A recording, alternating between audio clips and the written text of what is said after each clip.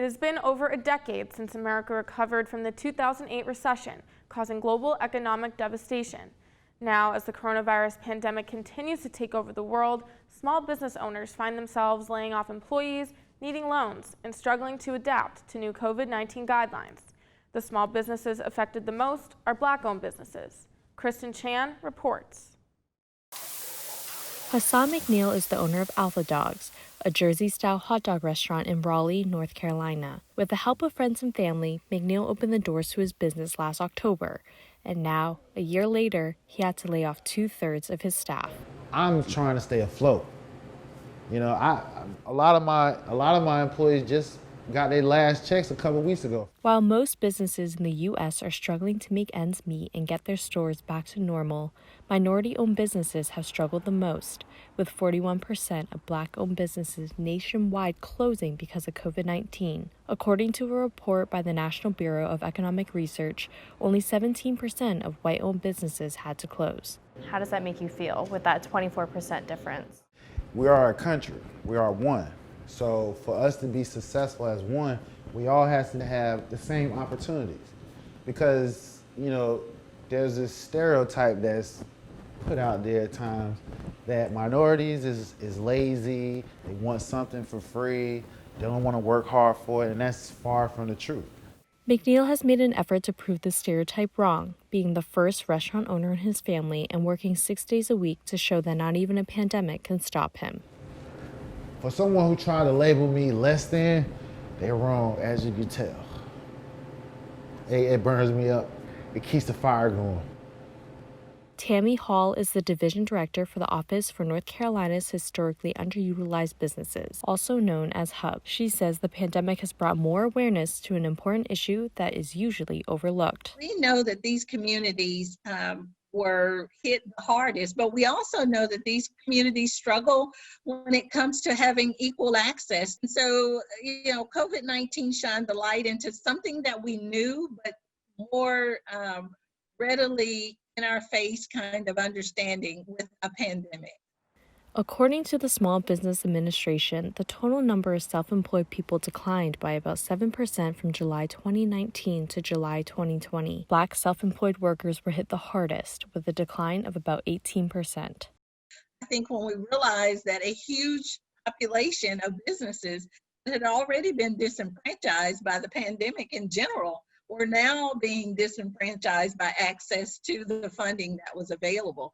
It was only at that time that we began to really start to see Congress take an action that we believe would be beneficial for our Black-owned businesses and our minority businesses in general. One program Hall is referring to gives businesses a government loan that does not have to be paid back. It is the Paycheck Protection Program, or PPP, but receiving that loan is not as simple as it seems. I applied on March 31st. You know when I got that? I got help for PPP? Probably like 3 weeks ago. So you're talking about over 6 months. But not all businesses were lucky enough to receive that loan. You doing okay? Keisha Dozier is the owner of the chocolate boutique. She didn't have to lay anyone off, but the pandemic forced the chocolate shop's doors to stay shut for 2 months. Since then, Dozier has applied for PPP 3 times. We still to date, actually, like a lot of other businesses, small businesses of my size, never received one. What we found, honestly, were businesses that were larger than us were the ones that were more able to get PPP loans. What was the process like applying for a PPP loan?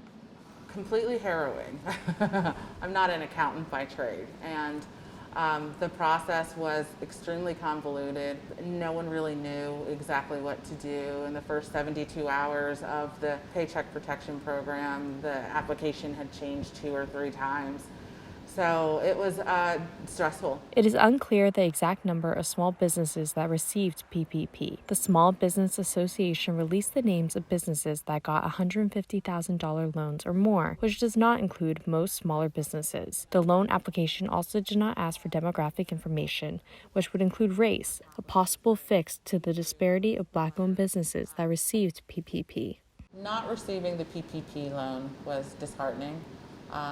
And it was a hard pill to swallow initially, just because we applied multiple times, and I felt like We were giving a lot of information, a lot of personal information, and it was just going into like an empty hole. Where's this information going? On top of the pandemic, Black business owners watched the killings of Black men and women at the hands of police. As protests took to the streets in major cities, some turned to riots and looting when it got dark. Neither business was affected by the protests in Raleigh, but the Black Lives Matter movement, as well as the pandemic, elevated the voices of Black business owners. And with the statewide shutdown, threw everything off.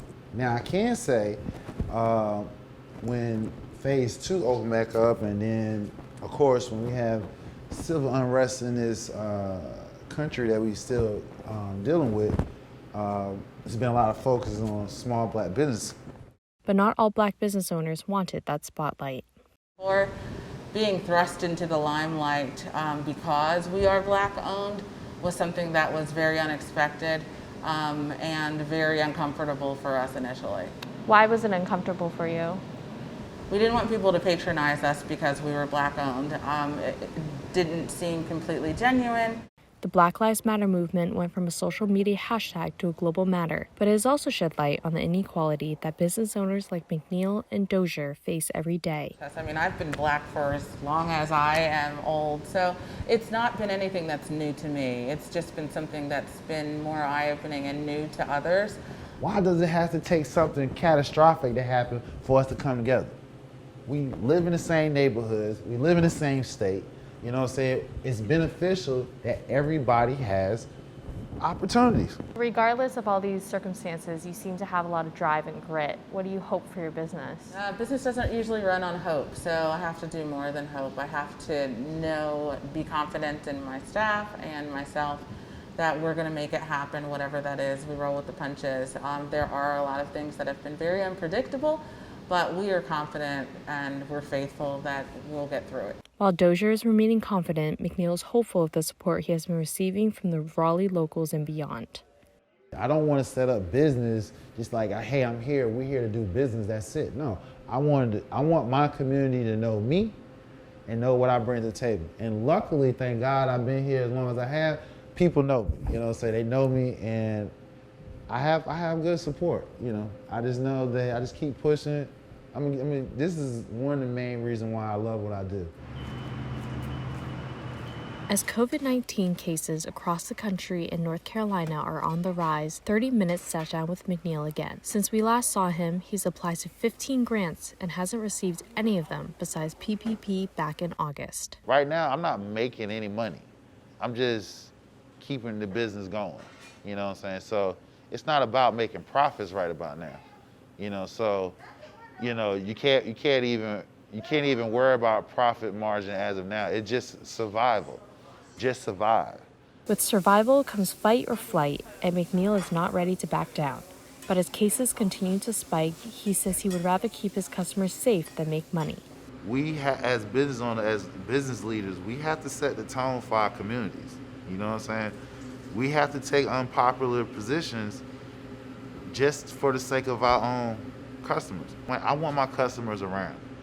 I want them to come in and eat their food and be able to and live to talk about it. I don't want to hear none of my people dying because I wanted some money. McNeil told us he doesn't expect to make a profit from his business until 2022. In the meantime, he hired another part-time employee and is looking for other ways to stay afloat, like catering and a food truck. I put love in my food, you know, so with all of that, that keeps me going. So when the profits do come, it's going to be more than I can handle. The future for Alpha Dogs, though, is it will be franchised. We will be in your neighborhood. We will be in your ballpark and everything.